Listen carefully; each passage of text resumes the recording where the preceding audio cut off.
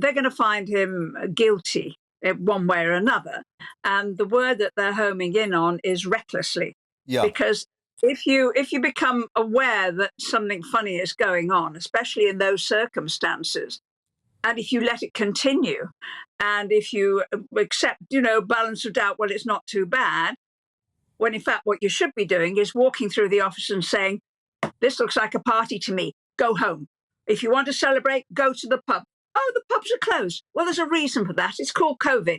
Stop this. This is not what you're supposed to be doing. You're in the office to work, and everything else is verboten. You cannot do it. And we in particular, says the Prime Minister of the day, who's highly intelligent, we in particular are not going to sanction anything that is at all dodgy. Can you imagine Boris saying that? Because I can't. Yeah, it's interesting. I mean, it's 52 pages of it.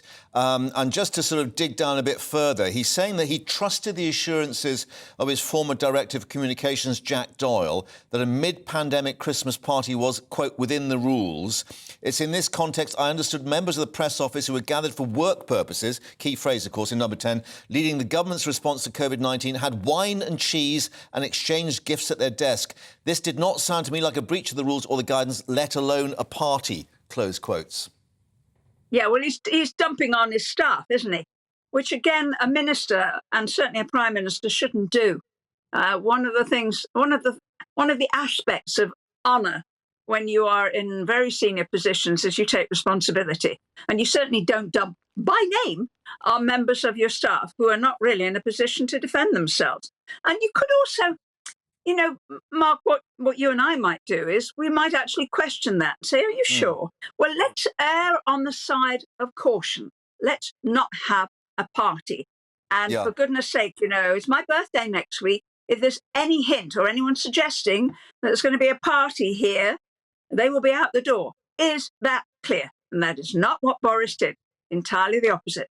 And last question then, what do you make of the fact that Rishi Sunak has told MPs, the Tory MPs, they can have a free vote to actually decide on whatever sanction or not that the committee decides on? Yeah, that's the rumour that I heard last week. So they've obviously been thinking hard about how to do it. There'll be a sanction of some kind.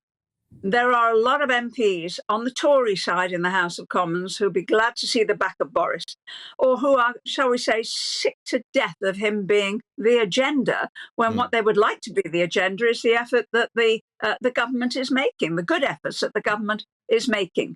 So they'll be able, some of them will vote against him with the Labour Party, and some will simply abstain. What will happen after that depends on what the sanction is, what the result is, whether there's an automatic by-election called. Nobody knows any of that. There's lots and lots and lots of what-ifs we can't get to just right now. Tomorrow, however, guaranteed, Mark, will be magnificent theatre. We'll all be glued to it. And Boris, I think, will be the star, even if he doesn't end up as getting away with it.